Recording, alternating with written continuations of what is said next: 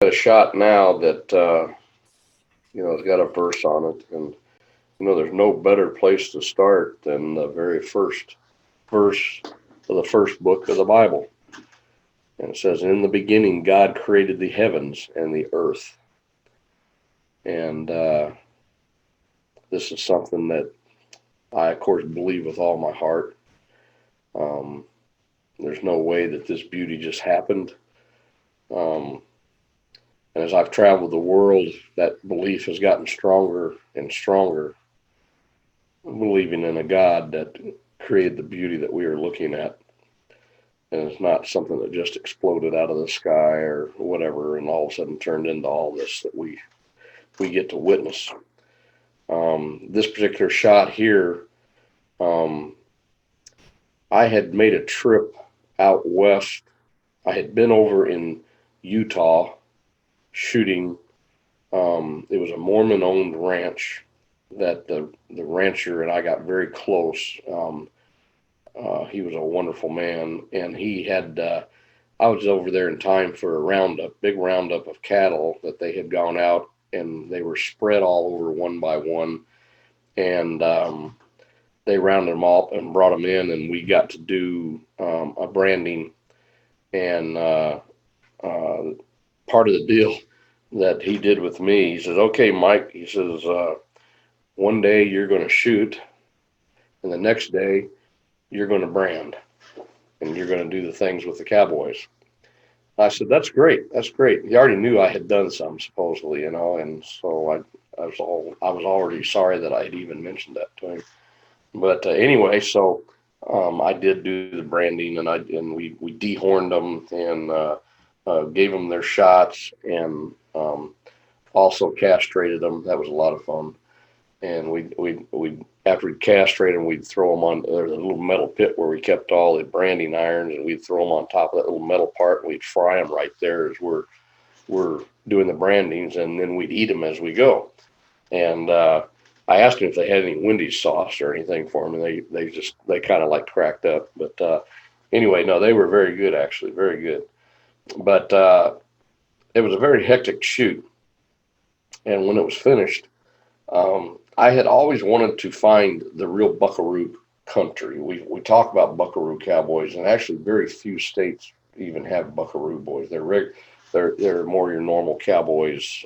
Each state has its own kind of way of cowboying and a look. You take Texas. I mean, they think the only thing you wear is a straw hat down there, and buckaroo boys most of the time. I mean, they'll wear mainly felt hats, but it varies. But they're a whole different breed. They're kind of almost like the Spaniards coming in with all the silver and the jingle bobs and the whole thing. That there's a lot of show, even though they know what they're doing. But there's a certain amount of show that they put on with it. Own breed of guys. They take cowboying very serious.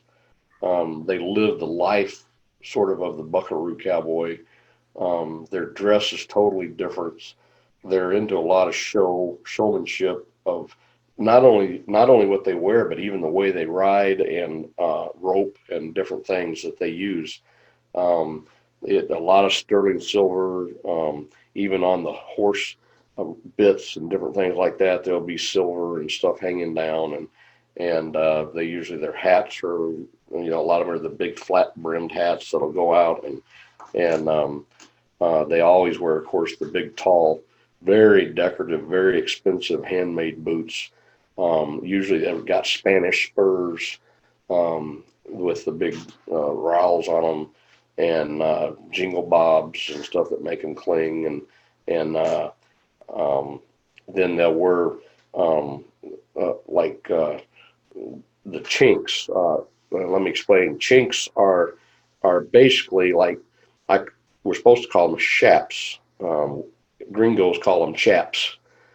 Cowboys call them chaps. It's from a French word of these chaps that they wear that are fully. They got several kinds that they wear that are whether they're bat wings or whether they're shotguns, which are tight to the leg. And basically, the buckaroos wear these really tight ones with the sterling silver rounds all the way down through the sides of them and hanging leather and stuff like that. And our chinks is it's a half of a shap. They only go down past their knee, and usually there's fringe hanging all off the bottoms of them, and it's for a different type of riding, where they don't need the protection of all the weeds and brush running up against the bottom of their legs and stuff like that. But it's still good when they got ropes going across the top of their legs or different things like that, where they're using a half a shap, and those are called chinks. But anyway, this was over the part of the country. I took off and I headed to Nevada, and that's where I knew there were several ranches over in there that they worked nothing but buckaroo boys. And so this here was on my way trying to find the ranches, and this was up in northern Nevada. Beautiful, beautiful. I didn't even realize Nevada had places that looked like this, and it's just this beautiful, peaceful setting, which fits the verse again so well. And this is how just after this is how we got introduced to the Buckaroo Boys and Nevada. And then I went over into Elko, Nevada, where one of the big cowboy poetry gatherings was going on. And that was in northern Nevada, a little bitty town that once a year just gets full as all get out, with real cowboys all coming in, and they do poetry. They through the year they sit around a lot while they're doing watching cows. They got a lot of time, and they'll write poetry, and then they do it for competition. And this is one of the places. It's the biggest one. It's the most famous one, where Waddy Mitchell, a famous cowboy poet, he used to be on Johnny Carson's show all the time. And I got side by side with him out there, and a few of the other, Don Edwards, the singer, and Richard Farnsworth, famous actor, and a bunch of those guys. We actually had our picture all taken together of the men that helped further the name of the cowboy, or keep it alive, to keep the name of the cowboy alive. And so in Elko is actually where I got introduced in Elko, Nevada, and got nicknamed the Cowboy Shooter. And so inside most of my hats, I've got it's stamped inside there, the Cowboy Shooter. And it was kind of neat, and that's how I sign everything, with my name is the Cowboy Shooter. So I picked that up from Elko, Nevada, and appreciated it from the boys. That meant a lot. I told them when I after they gave me that thing, I said, well, if there's one thing I've learned about cowboying, is I'm no cowboy. And they all just laughed, realizing that I appreciated the hard work that they do and the knowledge that they have that not your average guy can do. And then beside these, this shot is the shots of the lion. This was a lot of work, this shot right here. It was, we shot this for a book cover, actually, that was, there was a book on heaven that we did, and this was a cover to that book. The set was it was totally built. It was a little bitty. This was on a safari place, and we built this set.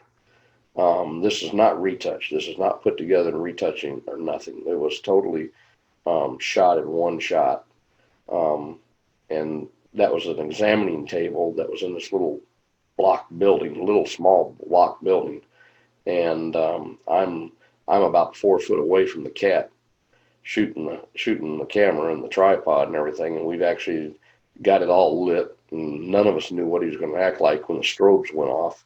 But it took us 3 days just to build the set. We built the set. We covered that exam table with moss. Most of that, though, we had to put up after he was up there. And we got a chain around his neck going through the mane. It's going down. It's connected to the table. But what he doesn't realize is he could just carry that table right off with him. It wouldn't stop him one bit. But anyway, we shot this with multiple strobe lighting. I would have rather done hot lights at the time. I just didn't have the type of gear. But I was petrified of what would happen. I mean, I've had horses absolutely flip out when a strobe light goes off. But he took it pretty good, actually. The first 2 or 3, he got jumpy, because there's a pop to them when they shoot and fire. There's a pop to them, and it kind of would make it roused him up some. But he actually handled it pretty good. and actually he got pretty docile sitting there. And so I said, well, I need him to kind of perk up some. And they said, oh, we can do that. And there was a little van outside the door, and they had a life-size stuffed animal, a stuffed lion in that van.